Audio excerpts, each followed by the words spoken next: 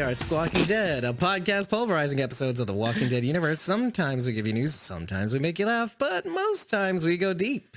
I'm your host, David Cameo, and I'm joined by Cosmo09, Rachel Burt, Sharon DK, Blazy Gardner, and Mitchell in the audience. And we're here to talk about The Walking Dead's 20th episode of its 11th and final season, titled What's Been Lost? A very cool episode, I'll have to admit. It's hard to admit because there's some things that frustrated me about this episode. Before we continue, obviously, there is a sale still in the merch store. Yay! Well, first, let me tell you how to get there. Obviously, you can go to squawkydead.com, click the main menu in the top left, and choose merch. Or in any one of our YouTube videos, you can head to the description, and there's a whole section of how to follow us, how to support us, and as well as a little link to our merch store as well. Now, we told you about the new art design that we have in our merch store, but there are two new logo designs in our merch store, and I'm actually curious, tell us in the comments which one you like better. I have a feeling I know which one you do like better. Is it the one that has the same moon in our art design with the black letters, or is it the darker red blood moon with the light logo text? So let us know. Blood moon. I really like how they turned out. It's basically our logo with the blood moon behind it. One that the blood moon is very well lit up at the top, and the other that is kind of inverted with a dark red blood moon with light text. So if you like it, well, there's a good price in the merch store. So it's $14 classic tees, 35% off everything else in the store, up to 35% off in the store. I always make the same mistake. Support us. If you feel like it, it's worth it. Obviously, you can also support us by buying Phineas Coffee. As you level up your podcast game with Squawking Dead, level up your coffee game. Let's go. Phineas Coffee roasts each bag to order, which means it will have optimal power when it reaches your doorstep. For coffee veterans, there's a bourbon barrel-aged coffee from Guatemala. And for you coffee novices, like Sharon D, Blazy Gardner, they have a cold brew with chocolate and toffee flavors. Go to phineascoffee.com and use the promo code SquawkingDead to get 10% off your next purchase. And now back to Squawking Dead. Let's talk about our feelings in the round table. Mitchell in the audience says episode 20 was sad since it was Teo's last episode. How do you feel about saying goodbye to Teo? You had 2 more episodes than we thought we would, I think, in my opinion. And it was kind of like, well, I guess it is time to go. Better gone than like this. Disagree. I was really excited. Well, okay, like you said, we got 2 more episodes than what we expected, right? When we initially see him get bit by the walker, we're all like, oh man, oh damn it, bye Sebastian, and then all of a sudden we're like, oh no, Pamela's gonna keep him around. And I thought there was gonna be more to that. Like I thought we'd see more Walker Teo, and like we'd see her feeding people to using Sebastian. I really thought we were gonna see more governor out of Pamela. I wanted her to like be using him to bite people and stuff, and then him turn on her. Yeah. I feel with Sebastian the way I feel about a lot of characters here towards the end. Leah, Lance, they bring them on, they make these compelling characters that you are interested in, and then there's so much that they could do with them, and then they just kill them off pretty unceremoniously in most cases. Because I felt Lance's death was super underwhelming. I even told Rachel, okay, so this is what we're doing with this. This is it. I wanted more out of it than that. I'm going back to you last week. It feels rushed. I actually kind of feel the same way as you, Sharon. In the reaction video, which we did the night before, my face said everything in that moment. Like, oh, this is happening. We drew out this really great, compelling character. Not as much for Sebastian as for Lance. I've actually made my peace with Sebastian. It took a little while, but I was like, okay, on paper, this makes complete sense. And I'm forced to, on paper, be okay with this. Because objectively, what Sebastian has done is awful.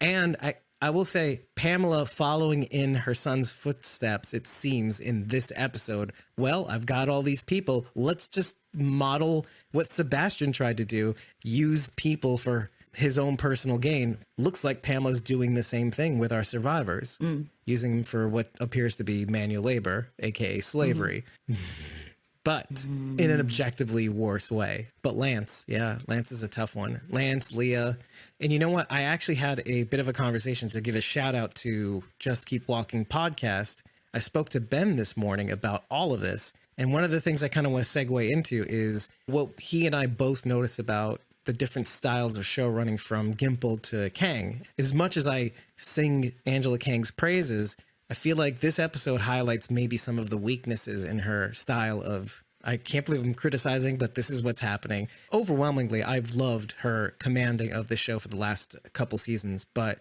one thing that Gimple does well that Angela overwhelmingly does better, except for one small thing, and that's Gimple tends to use the whole deer when he goes hunting. He'll use everything, even though he probably shouldn't. Right, he'll use all the characters in a given episode, or as many as possible. He'll give them somewhat of a satisfying, moving in a right direction sort of way.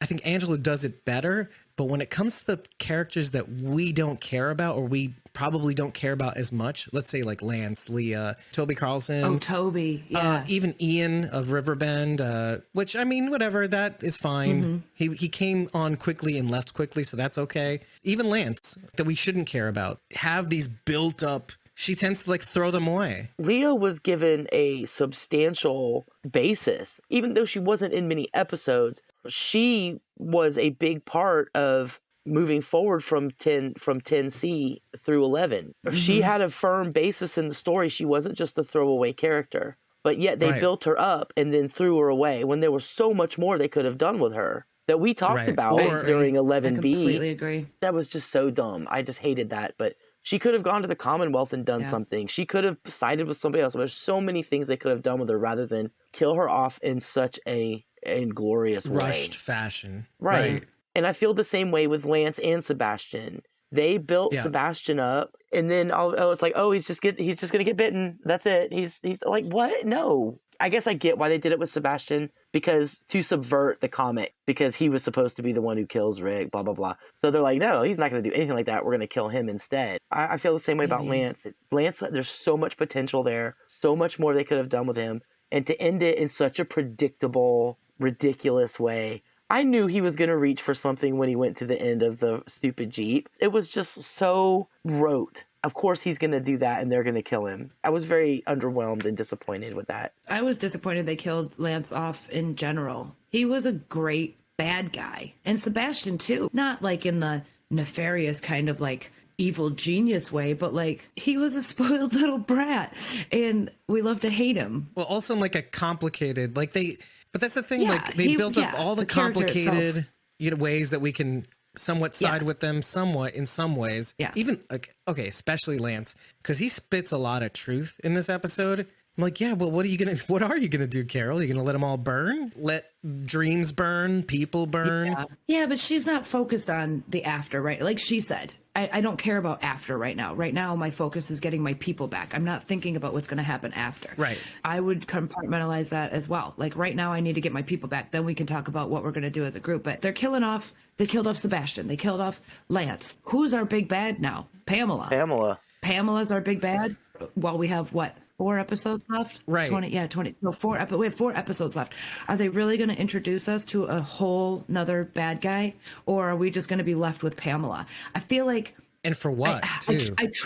I say this all the time. I trust the writers. They're going to do it, and we're going to love it, and we're going to watch it. But right now, I'm just sitting here feeling like you took away all of our bad guys. So now we know who and what we're dealing with. We don't know who's going to be the bigger of the bad guys. We weren't sure, like, is Pamela really the big bad? Is Lance going to be worse than Pamela? Now we don't even have that option. We can't even think about it anymore because we're only left with Pamela. And for all our constant going back and forth about who would be the better leader, Lance or Pamela too, and what he probably doesn't believes matter versus what she does, and what she thought her ethos was, what we thought her ethos was supposed to be versus what we got. Same thing with Lance. You know, it was a lot of build up for what. And maybe, look, there's no denying that a lot of what we talked about is baked in. There were a lot of assumptions that we made right out of the gate at the beginning of the season, the introduction of these characters, and a lot of that comes with the comics too. I'm consciously aware of that. But I don't think that excuses them doing what they're doing right now. But one of the other things that I did say with Ben in our conversation is that there's an interesting opportunity to take Lance's words, and it's a very big gamble because I'm assuming a lot, is to take Lance's words to Carol, and in his own way, the character narratively turns into a walker, kind of like what Mitchell says in the chat. Narratively, his words will live on after him and roam the earth. You can't let the Commonwealth burn, Carol. Like that sort of thing. Unlike what Mitchell says, we're going to probably see a We're gonna literally see Walker Lance yeah. in the next episode in 1121. Maybe. And he says that Pamela will see him and put him down. Maybe. I mean, nobody killed his brain, so we definitely could see a Walker Lance. Nobody killed Yeah, his brain. I really, really wanted to see more Walker Teo, though. If they were going to hold on to him in that state, I would have been completely fine with Walker Teo till the end of the series. Yeah. I happen to be, I don't know what it is, but I'm putting on my big boy pants, my objective big boy pants, and saying, narratively speaking, I am actually okay with having Lance and Liam more than anything else. Why are they both L names? What is this? Superman, Lois, Lara? Anyway. But Sebastian, I'm 100% okay with. And part of that is actually knowing is with the knowledge that he died in the episode prior. No, 2 episodes ago, right? Yes, 2 episodes ago. Where they killed him. He's dead. Walker Sebastian is inconsequential to me because I had to make my peace with them killing him. It was really hard, but on paper, it makes sense. He did the crime. He's doing the time. Okay, that makes sense. Lance is a little bit more complicated because, look, we put on him, obviously, a lot of, with all the mystery that they've built up behind Lance, that you could be like, oh, he's probably this, or he's probably that, or what are his intentions? He looks like he's trying to do a power grab, but who knows? Then there's this sexual tensions, like, okay, wait, was it all about power? Is it just to impress Pamela? And he kind of affirms that it's not just about the power, it's also about impressing Pamela and maybe getting some recognition and never getting it. But I'm less complicated about Sebastian's Walker demise even. That's just my personal preference is all. It does make sense narratively, but I'm just being selfish and wanted more. And the reaction video, I just went, hi, Teo, I'm sorry, but we got some mileage out of you. If they went through the trouble for Pamela to be like, feed my son, Lance, and I figured she was going to keep him around for nefarious purposes, threatening people, or you think you have special privileges? Look at my son, like. Talk about privilege. To your point, though, she even says in the episode to her donors, she says, he's always with me. I thought that was a very cool tongue-in-cheek way of saying, I'll always have him with me. And, well, I'm kind of glad that he's gone because now she doesn't. So she's going to make more mistakes, I think. You could see it on her face at the press conference. She couldn't hide the fact that Yumiko was messing up her plans. Not even before she messes up her plans. The fact that she makes her brother stand up in front of the crowd. She was already making this like, ugh, peasant's face. You're like, ugh, gross. Thanking your brother. Ugh, you have somebody. Ugh, ew. Because I think at this point she knows she's lost her son. Daryl and Carol have already sprung Lance out. So this is with the knowledge that he's gone, I think, at this point. If I'm not mistaken, in sequence of events. I want to go to Mitchell. Mitchell says Mercer wasn't in the episode at all. He's suddenly gone. We're the rest of Team Family. So either Mercer helped with their kidnapping or he was taken as well.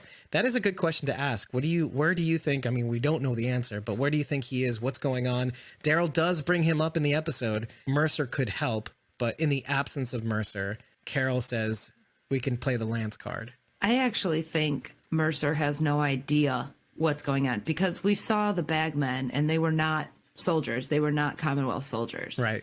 So I don't think Mercer would have anything to do with the kidnapping. And I don't know that he would necessarily be bagged himself if they can just distract him with something else and keep him busy while all this other stuff is going on. I think we'll find out in the next episode how much he knows about what's going on. He may just have a completely full plate between Eugene and Max and everything that's going on in his little world. He might not even notice the other people are gone.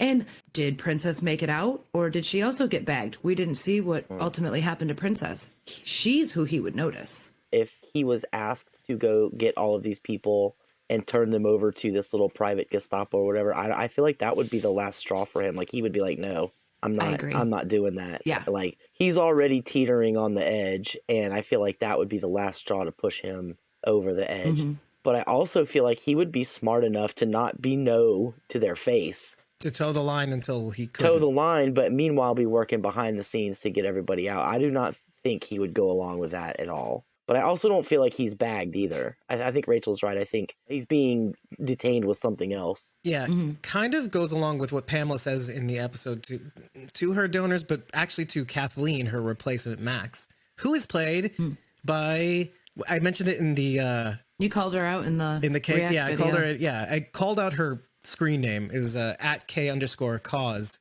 CAUS. on Instagram. Her name is Katie Causey. I was like, she got a pay bump from being a background actor to having a speaking part ish. So she wants to develop a campaign or a presence of transparency, quote unquote, because she wants to gain the public's trust again. And again, it's all about image. It's all about theater, like Yumiko says. And so I think, first of all, disappearing Mercer in any way, but also apprehending him would completely demolish public trust. So she can't remove him from the board without making it so that he does something very, very stupid, which she might do if he doesn't toe the line, just like she did with basically everybody, essentially. I'm curious. It's something I did say in the last episode was also that, wouldn't it be something if Mercer might not do the right thing? Let's read what Mitchell says because it made you gasp. I love Pamela. I hope she is the last person standing in the end. They've already killed all, quote unquote, of the main people minus Mercer and Max. They wouldn't kill Pamela, and if they do, I'll be super sad. I'm enjoying her character so much, the Lila Robbins. Mm-hmm. But he also She's doing said a great job. The Also thing with that the made boys. you gasp. I have a feeling that someone big will die next episode, like Rosita, though I don't want her to. It's time to kill someone big, which is another thing that Ben said. They've been holding back on big cast deaths, main cast deaths. I think we got some coming. Yeah, in response to that, I told him, like, we've done the deaths for death's sake too. So I'm okay with them not doing that. But there is something to be said about like throwing all these well-developed characters that we meet in the last season in the fire right away, ingloriously, like Sharon says, not at all touching our main cast. So that is something to consider. It doesn't go over my head that that's a thing. So I actually want to go back to what you were saying before, though, about Mercer not doing the right thing. He has the opportunity to, let's say, for example, well, I guess not now because most of our people have been bagged and shipped out. But if he had the opportunity to help someone escape, let's say he ran into Connie and he had the opportunity to get her out before she was caught. You think he would have She's already caught. not done that? Right. But what do you mean by not doing the right thing? Well, I mean, so far, he's always sided with the Commonwealth to the point where he almost, like we said in the last episode. With the people. He's sided with the people of the Commonwealth. Well, like to keep them safe. His job is to keep them safe. So every True. decision he makes is to keep the people safe. But that's gotten very nebulous. Guess is he hasn't had very many reasons to go against the Commonwealth until our group shows up. Yes. As usual and burns it all down. Yeah. He hasn't had a challenge. Yeah, we in the know our group Commonwealth. fucks everything up. He hasn't had to make any of these hard decisions. They're Yes. coming on him now as everything is kind of coming down. That's another thing I noticed with the way Daryl and Carol take down Lance, which, again, after watching the episode again, I get it. I actually do get it. Why they brought up the whole there's always a way with him and looking at the coin and going haplessly, just so insane, is that it's not about finding a way out. It's about finding a way in. There's always a path in, not out for Lance. We were attributing Into what? into graces or into a position of power or into a position of influence. One of the things he notes in the episode that we have to not take for granted is of all the people in the Commonwealth, he has been the only one, as far as we can tell, that has risen above his station. Everything in the Commonwealth is a line of succession so far that as we've seen. Your father's a general. Mike Mercer, you're a general. Sebastian, you're next in line to be whatever it is they call a president or prime minister or whatever, prime minister, Governor Pamela, whatever, Milton, whatever. Yeah. He, as he said in this episode, reminding us of what his father did for the Miltons, was a chauffeur's son. So he should have been a chauffeur's son. And yet he's the but only he was one. Should've driving. been a chauffeur. But he was driving things in the Commonwealth. This is true. I think they were trying to be This is literal true. when it comes to station. So obviously he's doing PR work and whatnot. And Pamela lets him do all those things. Mm-hmm. Maybe there wasn't a whole lot of use for chauffeurs in the immediate post-apocalypse. So she was like, okay, I don't need you to drive me around, but you seem pretty clever. So here, work on this instead. Right, but isn't the irony great? So that's what I like about the irony that I wish they would have hammered home, and maybe it takes a podcast like us to break it down. But the irony of it, it's not our group. It really took me a long time between yesterday and today to really put the pieces together. It's not really our group that's the Midas touch this time. Of all the people that takes the destiny, and he even says it in this episode, which I love, is like takes destiny into his own hands. He is the one, and yet he is the one. Of all the people that actually get a chance to make something of themselves outside of what their station was supposed to be, he's the one that really literally brought the Commonwealth down. which makes me feel very okay that he's gone. Because if it wasn't for him doing a couple of things, it could have been fine. But he told Toby Carlson to make scapegoats of our group. Oh, Gabe and Aaron screwed the pooch when it came to Riverbend, so we need somebody to take the blame in the fall for the caravan. So it's either these people or their group or both. Remember, he was talking about this, that like we've got two contingencies here. If Gabe and Aaron happen to die along the way, that's fine too. Or if they die and then Gabe and Aaron survive, then we've got somebody to blame for everything going wrong. Either way, we have a scapegoat for our caravan going missing. For my schemes behind the scenes, which again, had he not made those schemes and things, and had he not continued to pursue Maggie for turning him down, for his offer of joining the Commonwealth, and then again, trying to find a way through, a path forward, contracting Leah to kill basically everybody, including Maggie, then that, which explains Daryl's rage against this guy, but like holding back everything from not killing him on the spot. I like that. So it's not really our group that's the Midas touch. This is all Lance's fault. We have to put all of this into perspective. Had it not been for Lance, Eugene would have gotten together with Max and they would have been happy for a while and maybe would have changed the Commonwealth from the inside incrementally, like I said before. But if not for Lance, he put Stephanie in Max's place because he intercepted the communications and caused a whole lot of problems. So again, it's good to remember, and I like all of this, but then they get rid of him so unceremoniously. It's very interesting what they built up, but then they almost threw away. And there's like no way he survived that, right? The arrow to the neck? Yeah, there's no way we can sit here and be like, he might be okay, right? Remember when I was saying put a Band-Aid on it?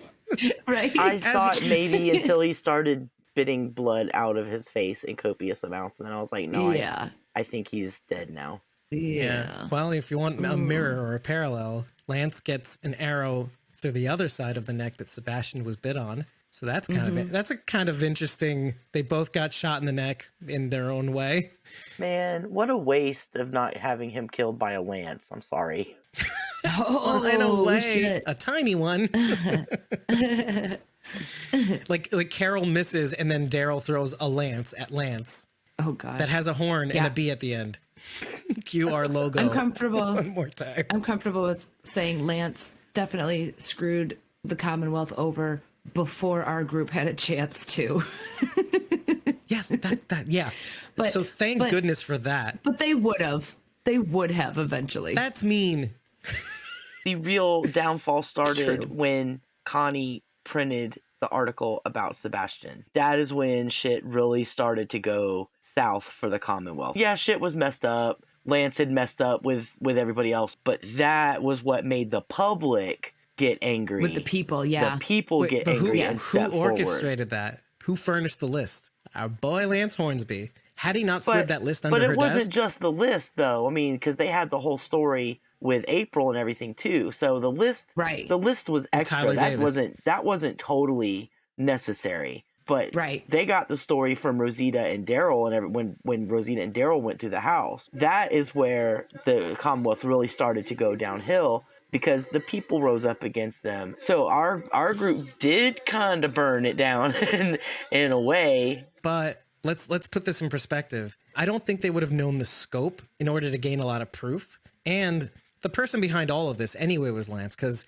Lance facilitated Sebastian's dealings. He probably thought of the rich person he needed to hit anyway. Lance is in all of this. He was great at influencing all of this. I mean, to his credit. Yes, but he was keeping the status quo up until our party came along and blew the lid off of it. Lance had it under control for the most part. He's always been doing shady shit, but he's always been getting away with it because he's managed to cover it up or keep it under wraps. But our group came in and blew the lid off of his weapons thingy going on. They got Toby involved in.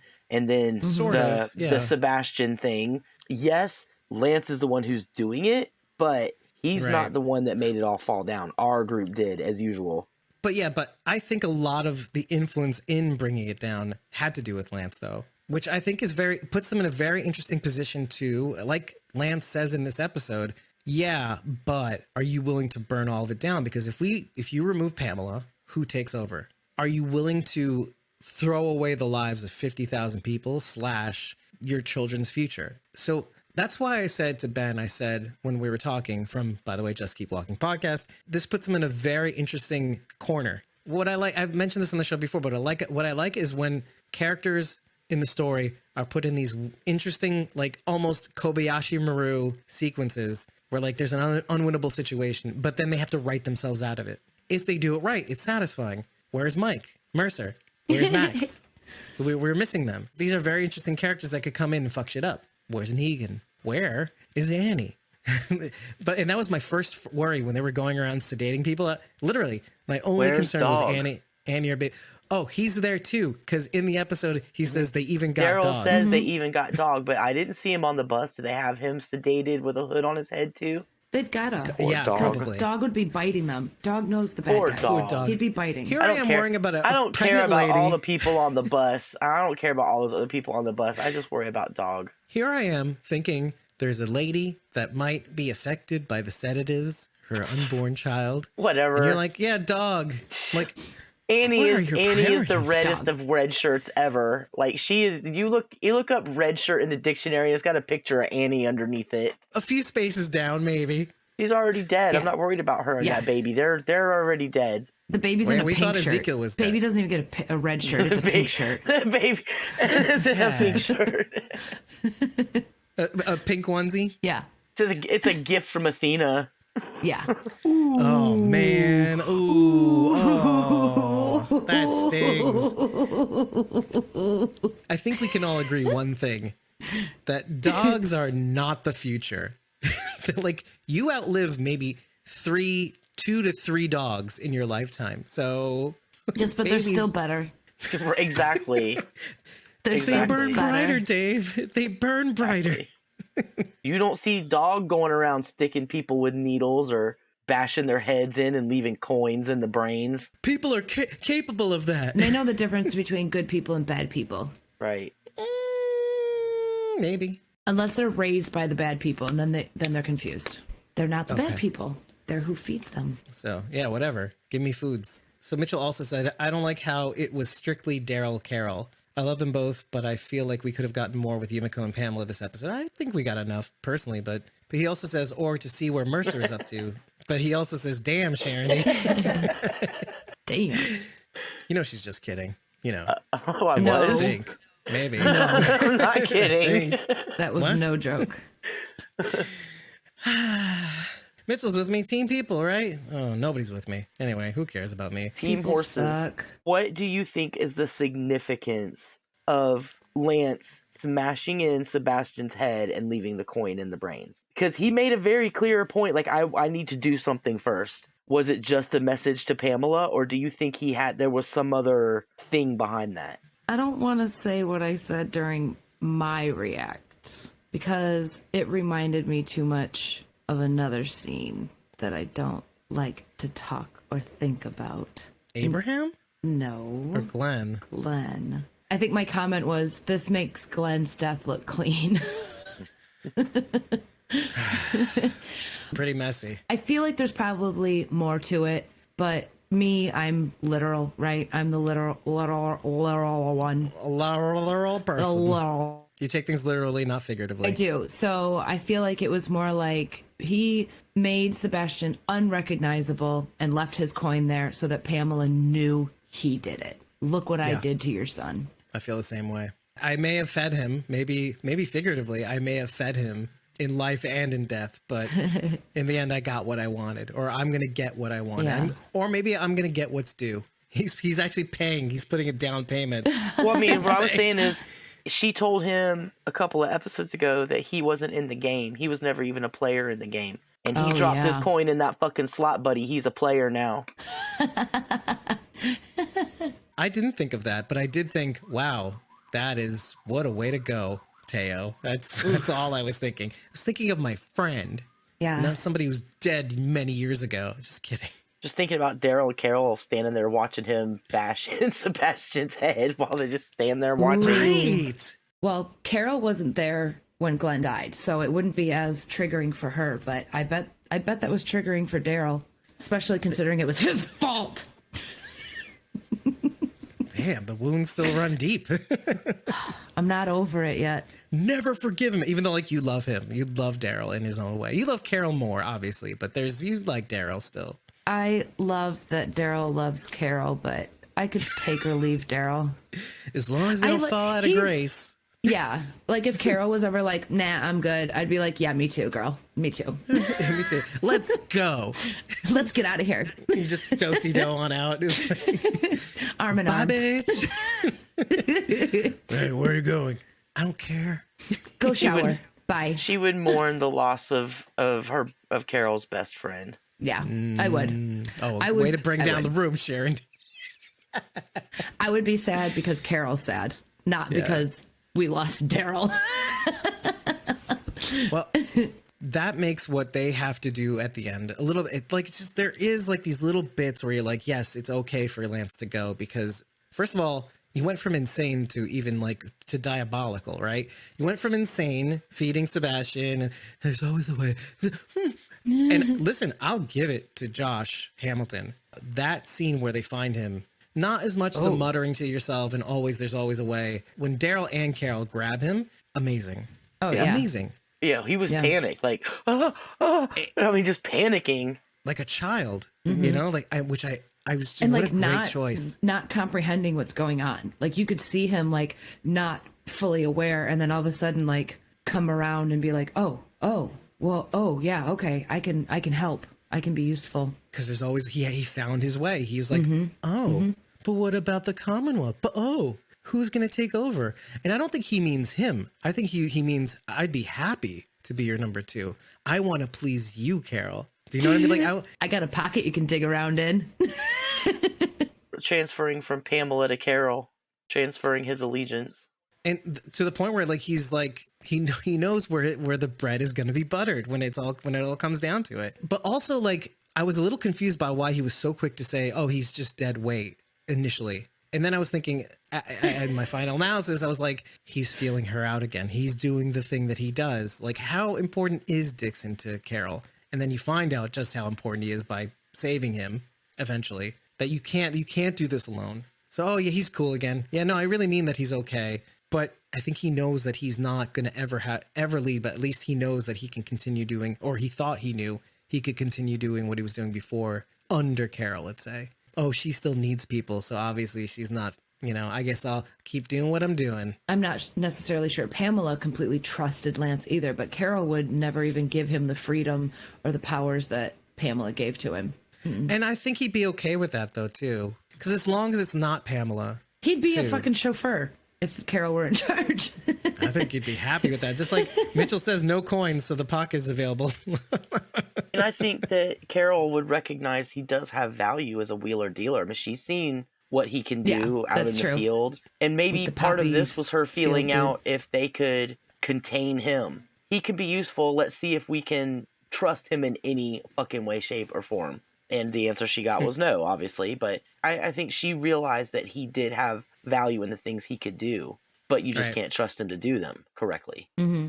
And were it not for Daryl, I don't think Carol would have recognized. Let's put this into perspective. All her experiences with Lance or that of facilitating a better Commonwealth, let's say. So it's very easy to see how without Daryl and his experiences with Lance, all the things that he put into motion behind the scenes to wreck our people, without his feedback into that experience, losing Leah, almost losing Maggie, almost losing Aaron and Gabe behind the scenes, it kind of goes to what Lance was trying to say about Daryl, and just at the very beginning saying, oh, he's dead weight, cut him loose. But no, without him, I wouldn't know the cancer that you are to the Commonwealth as well. It could have been at some point that you were doing this for the Commonwealth's good. But just like Pamela, we find out that Lance is only doing this for himself. Fine, I'll admit it.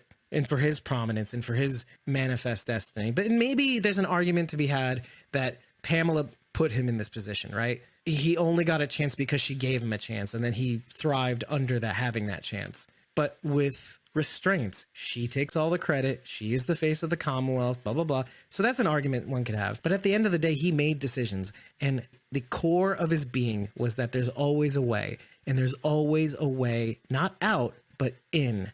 That's why he picks up the gun. I would rather die than not have a way in. because I was trying to figure out, why are you being so stupid? You say it yourself a couple seconds ago, it's a couple troopers here and there. You can handle them, right? So why pick up the gun? It's because he really is gone. I like that they established that he's gone up here. He has no tether to reality. There's no reason why he would pick up that gun if he wasn't tethered to reality.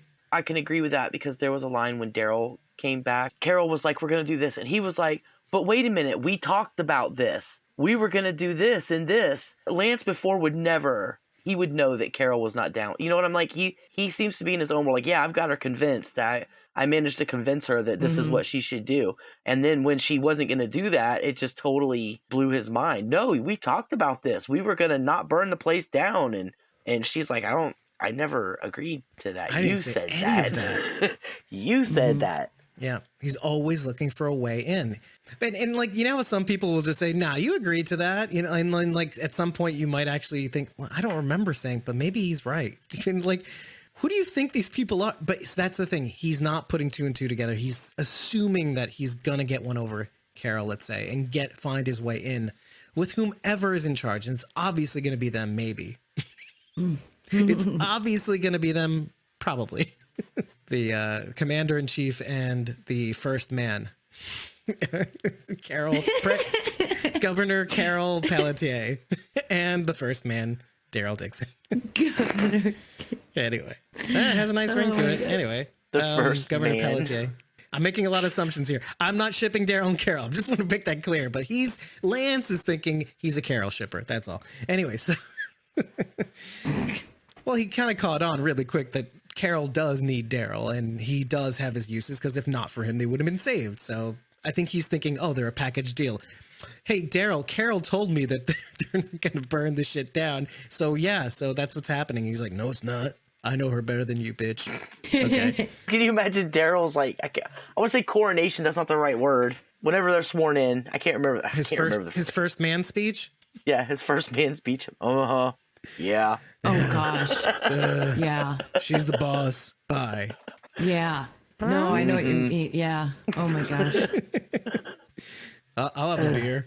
Do it. Do what she says. Yeah, beer? What? Have you seen my dog? He died from the Where's drug my dog? overdose. The bus. Anyway, sorry. Don't want to bring you all down. Dog is dead. Sorry. Oh, we're waiting for a main character to die. No. Oh no. Hey, you know what Iris says? That's what you get.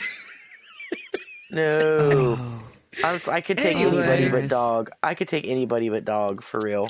Okay, couple of questions. So the little tunnel, I'm going to call it a tunnel for lack of a better phrase, that Lance and Carol are walking through. Did they walk through something, or did they go in and then come out the same way they went in? This is a real question.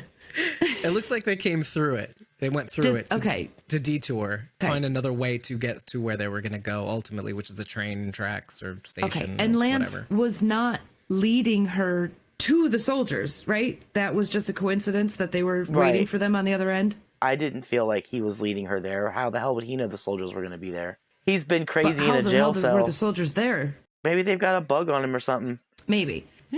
So Carol drops the maglite, the flashlight, and it gets kicked away, and Lance picks it up and is just sort of like watching. Is he like wanting her to get bit? Like, what's happening? What is this? Why is he just standing watching? I mean, I know he's useless. He disappeared with the light, and then a few minutes later he came back. So my feeling was like, Dave said he's not thinking straight. He's like, I'm gonna disappear and make her think that I'm leaving, and then when I come back, she'll be like, oh, I can trust him, right? Or she'll be glad that I came back with the light. I thought you were right behind me. But my first reaction was like, oh, he's really not all there. He did seem a little out of it. I think he also puts a lot of stock into Carol too. Who can blame him? He thinks, oh, she's gonna be just fine. And she is. Which, true, but what if she wasn't? Okay, let me put this in perspective within the same episode. One of the first things we see is Daryl almost dying in the beginning.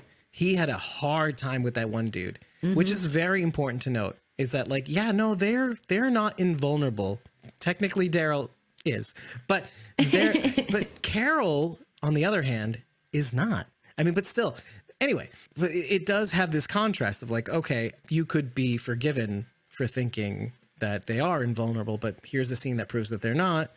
Had Carol not come in, there would have been trouble. Same thing with the end. Had Daryl not come in, they would have been dead or captured or whatever. They were ready to kill him. We're going to say they put up a fight. And you know what else? Okay, I don't fault Lance either for his crazy brain. Who cares? That they managed to break into a prison facility, bust him out with an ankle monitor that alerted everybody to their presence, and still managed to get them all out. Well, there you go. It was the ankle monitor. That's how they found him. That's very possible. Yeah. Another question. Why didn't Daryl just cut it off with one of his giant fucking knives and leave it in the cell? Because then they'd have to carry him. That was the thing he said. He said, "Are you?" No. No, He she said just you have to means cut the off monitor. my foot. Why didn't he cut off the strap? Oh, because that would have, just like an ankle monitor. Once you do that, it's a closed loop. They had to run anyway. So cut the fucking thing off and then run. No, good point. That's a good point. I guess, I don't know. I guess time was of the essence. But they had time to beat Sebastian's face in. They're also not that easy to cut. The alarm hadn't gone off yet when they beat Sebastian's face in. They could True, have beat Sebastian's face on, then cut it off. Yes. And then run. Or gotten as far as they could before it went off, then cut it off and ran the rest of the way. Right, but they're not easy to cut either. That's true. They have a couple of bits of steel wire surrounding it too. Yeah. But you've so seen it's- Daryl's knives. It isn't that easy to cut. How many ankle monitors have you had on, David? Just don't ask questions you don't want the answers. Well, now you do. So no, I haven't. To be honest, it depends on the kind of ankle monitor he's wearing. It depends. Yeah. There are different types. But a single knife isn't going to do it too. You would need like one of those hedge cutting clipper thing with pressure and leverage to, like a chain link fence. You just cut the two little steel wires that are running through the edges. sawing at it with those knives would take a while. And you'd also risk dull the cutting the knife. crap out of, you risk cutting the shit out of Lance. Yeah. And then you would have to carry him. Yeah. Yeah. And so what good is that? No, and you know what? They already have the two assholes in the hallway, but the one thing that you would be right about is like, why would they give him enough time to bash Sebastian's head in? And I suppose that would take not a lot of time, given Couple good whacks. he has time for that, but not to cut it off. But even then, it's a gamble. So Yeah. why take Yeah. it? You know, and then risk him having to limp and hobble and whatnot and bleed all over the place, leaving a trail everywhere. I'm okay with that. But you're right. If they had established a perimeter with some sort of passive radio frequency triangulation method, they could actually somewhat pinpoint where he would be An roundabout. approximate area, yeah. Exactly. So which They is why could. they probably found him. And they've been aggressively patrolling. They know who they're after. In fact, the beginning establishes a kill order against Daryl Dixon. Also, if they resist, you're allowed to Dead. shoot on sight, but discreetly, because the Commonwealth, they want them to know that the immigrants are being expelled. They don't want to know that they're being killed. And they don't want them to definitely know that they're being held as slaves. So I think I prefer laborers. with everything that Yumiko is fighting against, and it's great that she picks up on the walkie with the conversation with the colonel that some of the people did escape from their grasp and were not captured.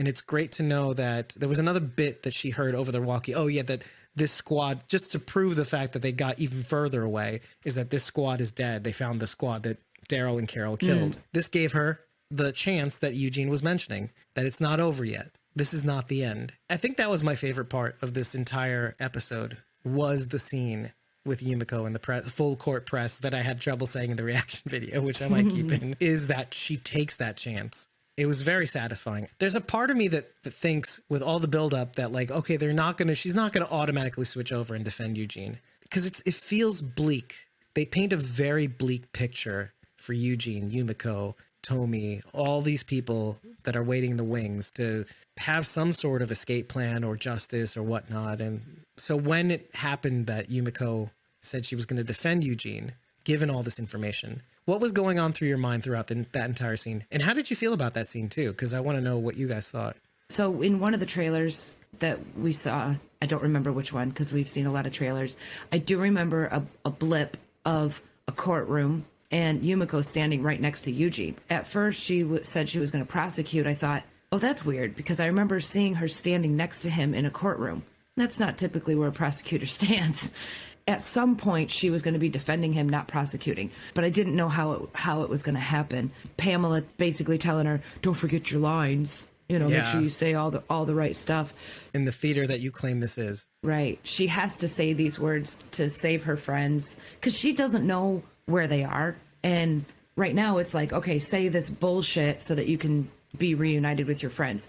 But at the same time, she might also be thinking that's bullshit too. For all she knows, they're dead. Which is why when she called Tommy out and was like, you know my brother, he's your thoracic surgeon and saved people's lives. I thought, you know what? Good for you for putting him in everyone's face so that when shit goes down, they can't just disappear him. Everyone's looking at him. She's putting him in everybody's face like, hey, I'm healthy. I'm here. There's no reason for me to just disappear. He's still relevant to everybody. So I thought that was a really good idea. That was her way of sort of protecting her brother because she knew what she was going to do at that point, right? Like we had seen the switch. Remember? But you know what was great? In the absence of knowing what she was going to do, because you still didn't know that was going to happen. I didn't know that was going to happen. Let's speak for myself.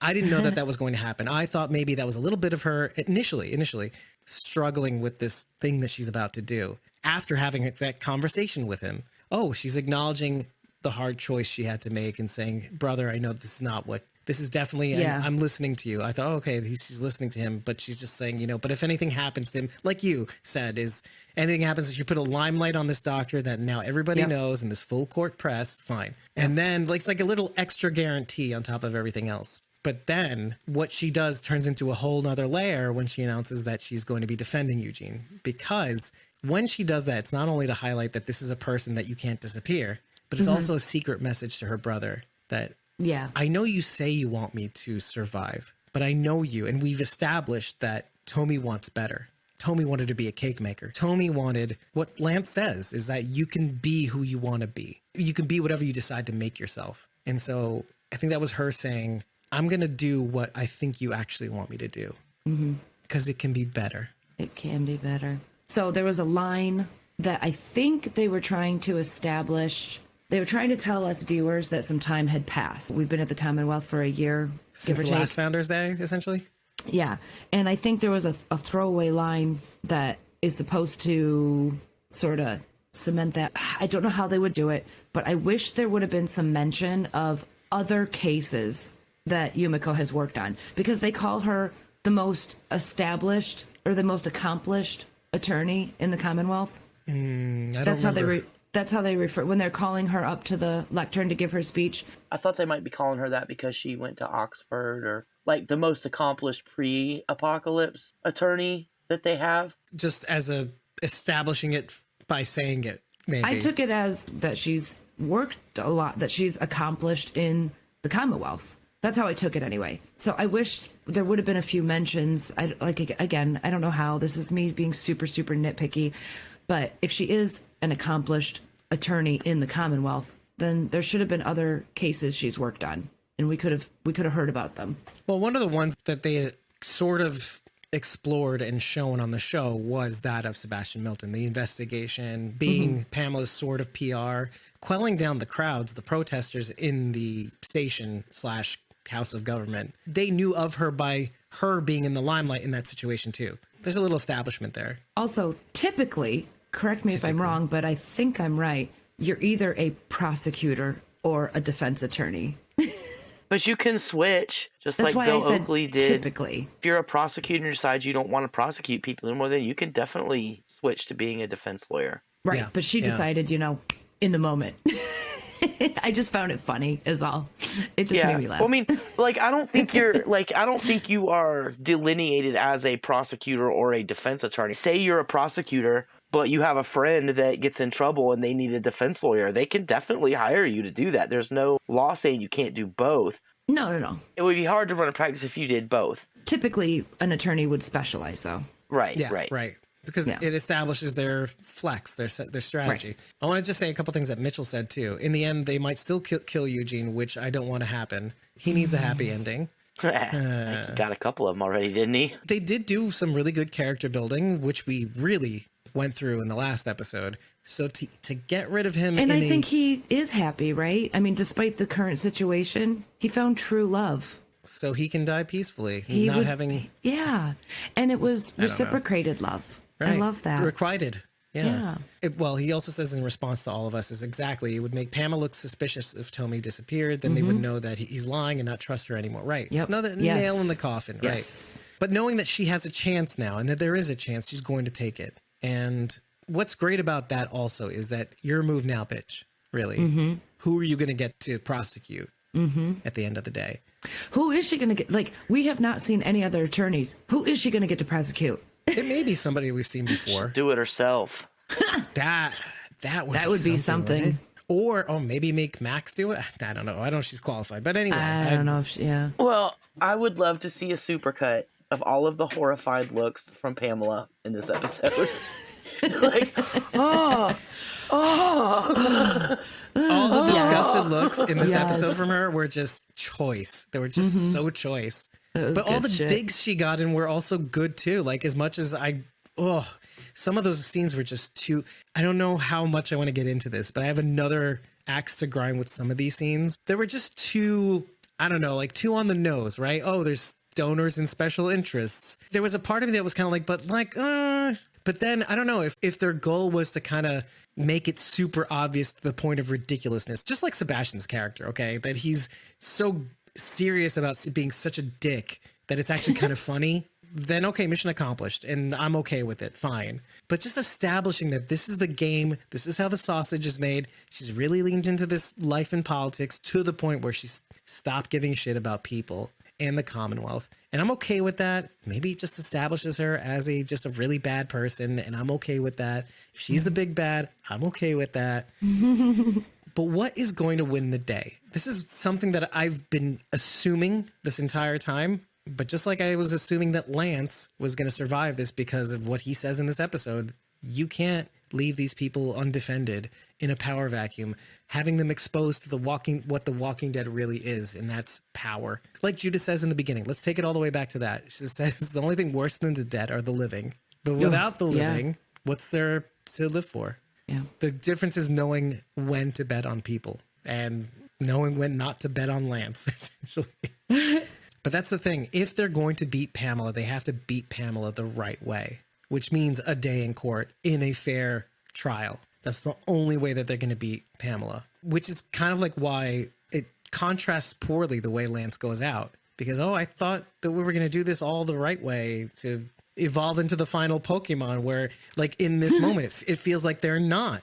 Do you know what I mean? Like, we're just going to not. They gave him a chance. I'm like, yeah, you're right. I guess you're right. They did not have to give him a chance. Yeah. But why is that? Can we just explore why that is so confusing, or why we have these feelings? Did you have that feeling also? Like, does it feel like they're going like backpedaling a little bit? Did you feel that in that scene? Sorry, I know we're going back to this, but just gut feeling. Did it feel weird? Like, are they backsliding? Are they going back to the days of brutalness out in the wild? I had that feeling. I'm like, I thought they were evolving, that sort of thing. I don't know. Maybe it's just me. It just felt gut reaction. It felt that way. Even though on paper, they're fine. I think they're fine. I think Carol has always known what is necessary. Some people call it brutal, but I call it necessary. Doesn't that, I don't know. It's just a feeling I get for all the growth and evolving that we were saying about Daryl, in the last few episodes. To have it come back to that. I don't know. I just felt like we were flip-flopping. Do you know what I mean? Like let's give Judith time to come around, or do you know what I mean? And then like you could come back to this, but maybe that just goes to show that they can I think that's kind of the message, to. right? You can't totally give up the savage side because you're always going to need it in this world. So even if you try to step away from it, you're never going to be able to really step away from it. Gotcha. Yeah, you always got to be some level of savage. Right. We can't let that go completely at all. No, and you know what? I was hoping that in this conversation, you guys would help me be okay with this episode, because I was coming into it thinking like, this feels funny. Some of this feels funny. The Yumiko scenes, all of the scenes, just delicious gold that I love. Even the disgusting parts of like donors and replacing Max. And Max. I know, right? This weird feeling like that she took Max for granted by saying her name. Also, that's what I got out of it. Not like she's missing her. She just took her for granted, like a fixture on the wall. So I like how they did that. Like that part was so disgusting, but I loved it that it was disgusting in a sense. I'm coming around to like liking that she's just so gross. She's so gross. And slippery and weird. I want her to be worse than Lance, especially now that Sebastian's gone. She's like double Lance. Well, and she's pulling his move, Sebastian's move, right? Like taking the opportunity to turn these migrants into slaves. But we don't know what they're doing yet. Well, maybe, like you said, to be like Lance. So maybe she's taking Lance's idea and expanding on it in her own way. Could they be Infrastructure taking projects. them to work on the railroad because we know they're taking them in the train, taking them to Outpost 22, which is Alexandria. Technically. Fix your own community. Because, okay, so I actually watched some videos about this today, about the train thing, which in the comics, Eugene goes and helps to build the train tracks out west to form a Western Alliance. So what if that's what they're doing with these slaves, is taking them to work on the railroad to help recognize this Western Alliance? And do you think the Western Alliance is with the CRM? Ooh. Interesting. Omaha, Portland. I did want to mention, like, to tie that in a little bit, some of the feelings that we may have towards this episode feel like we're throwing away all the bad guys so that they can do this bigger thing with the universe. And this has been my fear for the last several episodes, that so now that we've gotten in, like, we're 3 episodes deep, covering the 4th of this trimester. And one of the fears that I had in the back of my head, which I don't even know that I expressed on the show, was that they were going to be so busy setting up the future that they don't put this series to bed the right way. And that's kind of what I've been feeling with the Leahs, the Popes. Pope was one too. The Reapers, Lance, Sebastian, that they didn't put this series to bed, that they're so busy trying to set up the rest of the lore that's to come, that they don't give this series a proper, in and of itself, send off. Oh, but if Rick shows up in the last episode, we'll all be okay. No, I won't. I won't be okay. This story needs a good conclusion. Still needs a nice wrap up. Yeah. Yeah. I don't want the end. I don't want this to have an open ending just so we can go into the spin-offs. We need a segment like Grace's fever dream in Fear, when she dreamed all of the people, 16 years down the future. line. Yeah. Yeah, all the people in the future, and we can see Lydia and Eli have 5 little cute babies, and Negan and Annie having baby Carl Smith. Negan, no, because she's a red shirt. The reddest of red shirts. Sure, Carl's perfect because the kid's gonna be dead. Ooh, naming it Carl 2 times. I would like one of those to show everybody in the future, I'd be good like with that. Judith and whoever and their little kids and the next generation. It's Walking Dead, the next generation. Right. That's how the books end. The books have a huge time jump. But does it feel like we're heading there? I'm just shooting from the hip here. Does it feel like we're heading in that direction? I think it could. Yeah, it could. Mitchell said something. Wouldn't they have heard the train in the past, since the 11/21 preview shows the train running? So that almost makes me wonder if we are going to see a considerable time jump. Oof. We have to see the trial. So yeah, well, that's true. We do need to see that. But if it's anything like real life, a trial could take months. So we might jump a few months ahead too. If they do it properly, do a full investigation, prepare your case, blah, blah, blah, gather witnesses.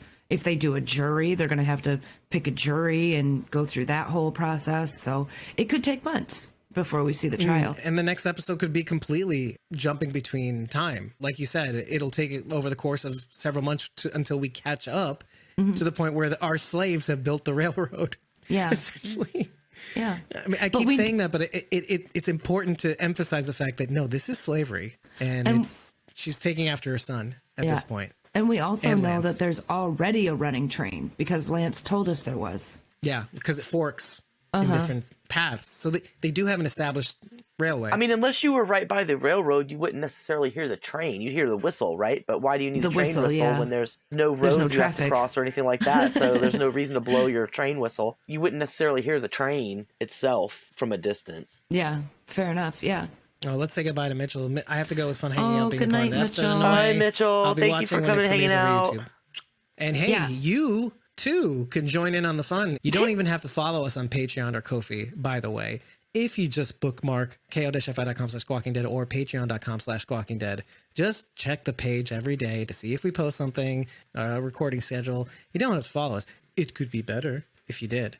And you can join in for Fuck free. that. It could Mitchell's be not that. even a supporter. I mean, he's a supporter, but he's not a paying supporter. So And he's always here. yeah, We we love do it. this show for Mitchell.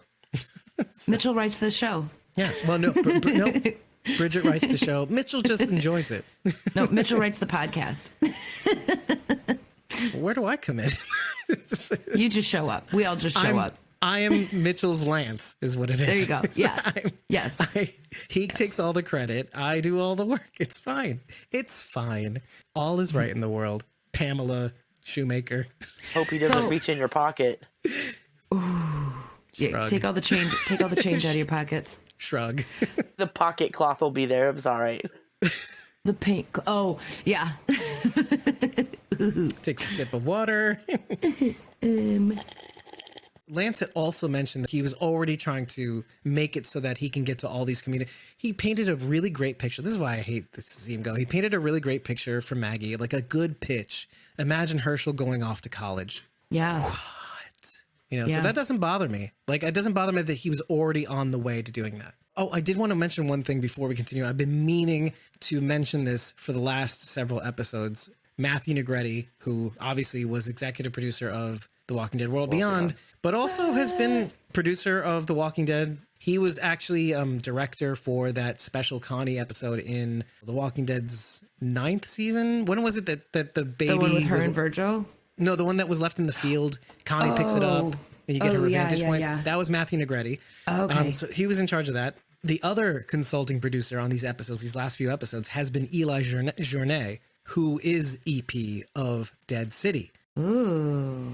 This is validating my fears a little bit. They need to get all these producers in here to establish continuity for their spin-offs, let's say, which also means, okay, bright side of all of that is that they may do something with World Beyond that we don't know about and we're not going to expect, possibly. If they're bringing in Matthew Negretti again. I'm sorry to interrupt, but I was actually thinking today, how cool would it be? Now we're like 3 years past the events of The World Beyond, right? Because that was 10 years in, and now we're 13 and a half years in. So it's 3 years past the happenings of World Beyond. So it wouldn't be out of the question for Elton or Iris or Hope or any of them to show up. They could have gone to Portland and back by now. It's been 3 years. They could be part of the Western Alliance that comes back if they bring that into it. And maybe they all Absolutely. kind of form against the CRM. Maybe they can Right, turn Portland right. against them and bring the Western Alliance. And maybe that's going to be something that goes against the CRM. Right, wouldn't be out of step with Yeah. what I'm basically saying is that, like, I think they're prepping. But again, like, this is a double-edged sword, right? Because if we're not properly wrapping up this series, I'm not saying what's the point. You're going to do it anyway. But I am a little concerned that there's too much setup to leave the show, that we're not going to leave the Walking Dead flagship show with a satisfying enough ending. But this kind of goes back to my point of what has been done to certain characters that, yes, you're not supposed to care about. You're not supposed to care about Leah. We did. You're not supposed to care about Lance. We did. I cared about even Pope and the Reapers, that they were there and murdered all the wardens, first of all, Meridian, that whole thing. So in a sense, like, even when you're a bad character you're not supposed to care about, their presence has to mean something. They have to carry forward. There has to be enough of a reason for them to be there, to care about the fact that they went away all of a sudden. So then what was the point of Leah then? Because they Right, did but that's what I'm nothing with saying. her. They did absolutely nothing with her other than, her whole point was to prove that Daryl could have a girlfriend. I mean, was that like the Right, sole but- purpose for her being? So why make us care about these characters and then get rid of them? So I see what you're saying. You're afraid they're going to do that on mass scale. Make us love all Right. these characters and then give us Right. no fucking conclusion. Look at how horrible a conclusion Game of Thrones was. So I don't know, Like an open-ended... open-ended conclusion rather than a solid fuck you conclusion like we got with Game of Thrones. But you know what? I think a conclusion period would be better than not having one. Like, for all the pain, let's take Game of Thrones as an example. I would have rather have had something satisfying, even if it wasn't as satisfying, for all the pain that we went through trying to somewhat moor ourselves to some of these characters, even though one by one they all die. You do need something to show for it. Even if that ending does fall a little flat, it was an ending. To not have an ending would dissatisfy everybody equally. that's kind of what I'm saying. So there needs to be an ending or some sort of wrap up for all the pain we went through throughout The Walking Dead too. What's the point of the nostalgia scenes if not also to, first of all, obviously moor us to what this episode is about, that means, yes, people can be shit, but betting on the right people is everything. So we bet on Lance to a point, and then we know when to cut our losses because people can be shit. So there's an anchor there. But also the point of the nostalgia scenes also is to remind us of the journey. That journey needs to have, even if it's not, it needs an ending. Don't make your ending the setup for everything else. We need growth and a conclusion, don't we? So everyone who's not getting a spinoff, except Carol, dies. Is dead. That's how we do that. Just like you, Rachel, I have enough faith in what's happening. I actually, to the point where I have enough faith in what's happening now so that all the shit that we went through this season, because this season might end up being the worst. But that's a strong statement, I know. But if they do enough, you don't have to be perfect. You don't have to stick it could be a rough landing, whatever. I'm not the judgmental type, but for all the pain all of our characters went throughout, that has to mean something. The Reapers, the Ferals, the Leah wolves. herself, the wolves, termites. But more this season than anything else. All the groups we've ever faced throughout the entire series, we've learned and grown from each and every single one of the experiences, and it should amount to something. Right. But like even just for this season, there was a lot of pain this season, or perceived pain, right? Maggie, which she had to endure on the road, and then subsequently the extra fuck you that all her people die in the first trimester. That has to mean something. That's a lot of people. I still want to know what happened before. Well, I mean, I guess we know the Reapers were involved, but I still want to know why Pope specifically marked Maggie. What the fuck did she do to piss him off so bad? She was a woman. That's the So was message, Leah. right? Yeah, but Leah's second command. When he came in and took over Meridian, she bucked him. She went against him, so he marked her. And that's probably like the simplest But why explanation. her specifically? Because he she probably saw resisted. her as the Maybe that leader. was She it. resisted, and she was their de facto leader. Okay. So maybe the Reapers were an interesting foil for the way Carlson was interacting with Riverbend, in a sense. Because Carlson was definitely not Pope, like as a character. He was more of a snaky CIA kind of guy, right? But we were supposed to look at Ian and the Riverbend people as like with all the skulls in the back. We're supposed to look at them the way we do the Reapers. We're supposed to initially, right? Because they're the big sickle lady and the skulls in the back, right? So I can forgive that in a weird way, but then they died too, mostly. So it's just weird. It's weird. I'm sure if I do rewatch the season all the way through, I can maybe try to holistically tie all this together. I see what they were doing here, et cetera, et cetera. This pain must mean something. There's a lot of pain this season for a lot of our characters. Losing Hilltop, losing Marco. That was another thing that made me okay with losing Lance as a character, is that he orchestrated that. He made it possible so that he weaponized Leah against innocent people, all for the sake of getting a win, all for the sake of getting a way in again. See, it was all for something, Pamela, right? I didn't get exactly what I wanted, but I found out who took the caravan of weapons and dealt with them for you, whatever. And she's probably not even supposed to know about the caravan of weapons, which is the whole problem to begin with. Final thoughts. Like I said, as worried as I am about where this is all going and with only 4 episodes left, I am hopeful that they'll tie this up in some sort of conclusion that isn't Walking Dead like, where you leave everybody off on the cliffhanger and Negan is about to hit somebody over the head with his bat, or 2 people. This has to kind of find a way to turn itself around, and in a way that shows us somewhat of a future for these characters, even if some of them don't make it along the way. And then there's variance in the wind. We can't ignore that. You can't just put that in there to not do something with it later. Oh, yeah. That's got to come into play. Annie's on the outside chilling with Gabe and Aaron, right? Or no, Aaron's with Lydia and them. So Annie's just chilling Jerry. with Gabe? And we've got all of Oceanside to contend with, too. Remember, we can't forget about them. Yeah, we can't forget about Oceanside, who I'm assuming is all dead. Including Luke and Jules, right? Yeah, because Right. Luke was there, wasn't he? Virgil's in the wind, too. We don't know where he is. But it's a good thing you mentioned him earlier. I would have forgot about him. Oceanside may not be dead. They could have been sent to the slave camp. That's true, too. The coin might have been, are you going to work for us, or are you going to die for us in Oceanside? Yeah. Because we saw Lance flipping the coin. Interesting. Well, so I'm confident that we'll get some answers at least. So that's good. We know we're getting a trial. But there's so many questions to wrap up in only 4 episodes. I'm really scared. There's a lot you can do in 4 hours. And then also, I think, didn't I hear right that the last episode is going to be a longer one too, if I'm not I mistaken? hope so. I really hope so. Like an hour and a half, maybe, something like that. I did not hear that, but I really hope so. But I guess we'll find out at That's My Viewing Party, which we're going to be at in Covington, Georgia. Tickets are sold out, and whoever's going to be there is going to be there, but we're going to be there with merch. I'm already crying. Yeah. I'm just, again, I have these feelings that need to be resolved as a result of watching this episode. So I'm going to suspend the desire to cry in the absence of answers. Already crying. But yes, and we're also going to be at the camp in 1 week, basically a couple days from the time of this airing, possibly. We can't wait to see you. We have press, so we're going to be probably at most of the events that you're going to be at the camp. And if you're not, you can still buy tickets for the camp if you want to. We're going to have merch there. We're going to have a table there amongst all the actors, not in the vendor room. This is something we talked about behind the scenes. And if you want to be behind the scenes, listening to all our little plannings and be a part of what we're doing as a podcast, well, first of all, before you do all that, head over to ratethispodcast.com/squawkingdead. Leave us 5 stars and an eggplant. It's all we need to know that you love us. But tell us what you liked. Tell us what you didn't like. But just remember to tell us after every episode. Tell us what we missed, too, because we probably did miss a lot. It Just happens. say something. Yeah, and we'll publish it on social media. Just remember to leave your handle.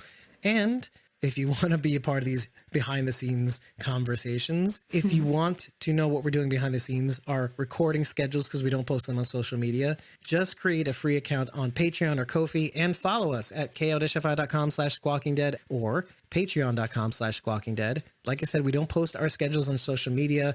We have been posting little updates lately to find out what you think we should do behind the scenes. But if you decide to buy us a coffee on ko-fi.com/squawkingdead, you'll get 30 days of supporter back content. And if you join a membership tier on either patreon.com/squawkingdead or ko-fi.com/squawkingdead, you will get access to things like Discord, the ability to download our unedited episode recordings. I actually just lowered the price of the Patreon tiers to something that's a little bit more reasonable. So the Walkers tier is $3 instead of $5.